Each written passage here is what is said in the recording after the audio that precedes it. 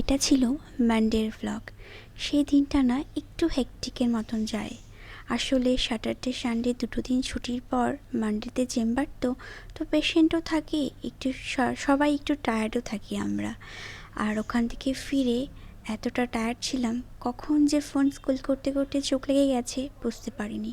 চোখ খুলে দেখছি যে ঘরটা পুরো ছেলেরা আমার শ্যাডো বানিয়ে রেখেছে। তাতে হয়তো 1 ঘন্টার মতন বেশ ভালো ঘুম হয়ে গেল।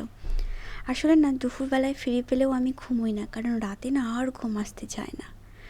তো আমি এখানে 2 কাপ কফি বানিয়ে নিলাম, কারণ সোনাও চলে এসেছে। আর সাথে আমি এসে এটা বানিয়ে রেখেছিলাম।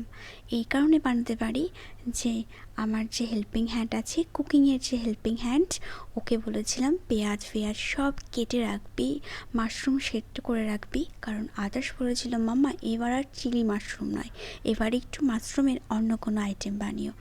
আর আদার্স আমার না এই মাশরুমের যে কোনো রেসিপি খেতে খুব ভালোবাসে। তো আমি এখানে বানিয়ে নিয়েছিলাম বাটার গার্লিক মাশরুম, ওদের খুব ভালো লেগেছে। আর এই যে টাইমটা দেখতে পাচ্ছ, এটা আমাদের 4জনের খুব স্পেশাল টাইম।